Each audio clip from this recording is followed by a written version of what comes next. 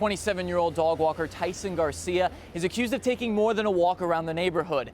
After dropping off the pooches right behind me, police say he ran away with more than $190,000 worth of his client's precious jewels. A new campaign called Recycle Everything is going to save you money. Here's why. When you skip the black and always use the blue to recycle, it's going to eliminate the waste that goes to landfills, which in turn is going to save taxpayers at least $60 million by 2017. A military chaplain from Ukraine is visiting local Ukrainian Catholic churches. Brian Murphy took the stand in the afternoon. He explained to the jury how he came up with his final results. The demolition project is planned to go on for 1 week, but that hasn't stopped one business owner from moving in. By this fall, 24 other businesses plan to join him in part of a new innovation center. 45 different people from 27 different countries became America's newest citizens. Your mom may have told you growing up, an apple a day keeps the doctor away. And in fact, she was actually right, because if you had your fruits and vegetables every single day, it would save $17 billion in healthcare costs every single year. Good evening and thank you for joining us. I'm Donnie Dwyer. Testimony continued in the trial of Cal Harris, the Owego businessman accused of second-degree murder for the disappearance of his estranged wife, Michelle, in September of 2001. Today, the prosecution called 4 witnesses to the stand, including Michelle's brother, Greg Taylor, and another key witness, Michael Myers. He was the first officer to speak with Cal Harris the morning his wife was reported missing. Sam Blywise was at Schoharie County Court and has more. During cross-examination continues Tuesday morning. With St. Patrick's Day just around the corner, Binghamton Mayor Rich David is honoring a local pipe band. The band is celebrating its 10th anniversary, and the mayor proclaimed today as the Edward P. Maloney Memorial Pipe Band Day. The band is comprised of 30 bagpipers, 25 drummers, and 10 color guard members, making it one of the largest bands in America. The band is known for performing in many parades, college graduations, as well as funerals for fallen officers. And one of the members down today. The pipe band will be marching in the Binghamton St. Patrick's Day Parade on March 7th.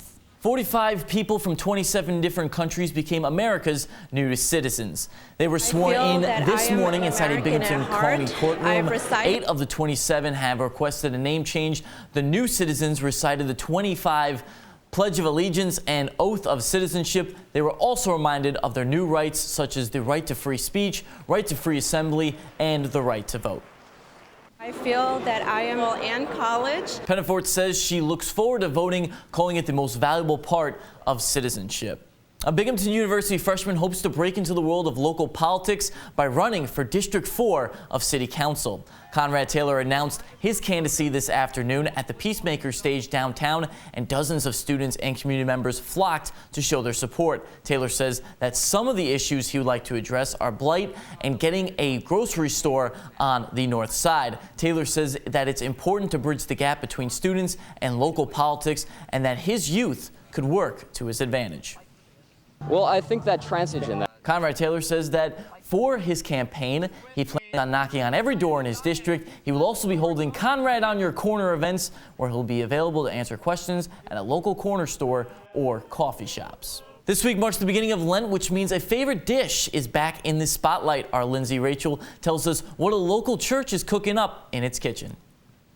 Hand-pinched potato.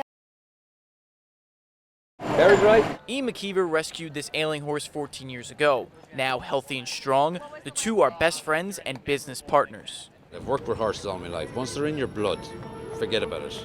Day and night, the duo caters to tourists willing to shell out $100 an hour to take a horse and carriage ride around Central Park. These 4 women came from London. Watching American movies and stuff in New York, you see them going around the park and the horse and carriage show. It's very touristy. Not every ride has a happy ending. Just last week near Columbus Circle, a horse and carriage flipped over, which causes many horse advocates to believe that this industry is unsafe. Is it worth putting a horse in risk for any seconds of his life? Juliet died, Smoothie died, Charlie died. They died out here on the streets. McKeever says protests like the one Wayne Johnson led today are typical, but the controversy isn't stopping him from staying in Central Park. I know this horse. I didn't have this horse. I have this horse 14 years, but if he wasn't with me, he'd be dead right now. In Central Park, I'm Donnie Dwyer. Taser, taser, taser. That's the longest 5 seconds I've ever felt in my life. This year's Broome County Sheriff's Law Enforcement Academy learned about the effect of a taser for the first time. You're pretty nervous about it. For a lot of us, it's the first time we've been tased, so we don't know what to expect. A taser gun sends electrical currents to stop voluntary control of your muscles, causing neuromuscular incapacitation. What it is we fire the probes. It's 5-second cycle and it's 19 pulses per second. It's probably some of the most excruciating pain they've ever felt. It's like 19 hammers hitting you at the same time. They lose all control of their body. They just go rigid. So whatever action they're trying to do stops. But at the end of the 5 seconds, and the cycle completes, there's no further pain. It feels like they just went to the gym this morning and worked out. Go to the gym, you say? Because so many officers tried it for the first time, I decided to give it a go. Donnie Dwyer, Fox 40. Still willing to be exposed? Yes. Taser, taser, taser.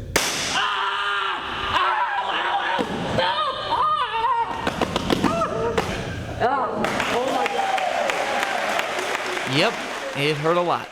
Here's more reaction. I felt like somebody hitting you in the leg with a sledgehammer. It's complete shock, and it's pain, lockup. You're just done at that point, and you're at the mercy of the taser. Couldn't move. I couldn't.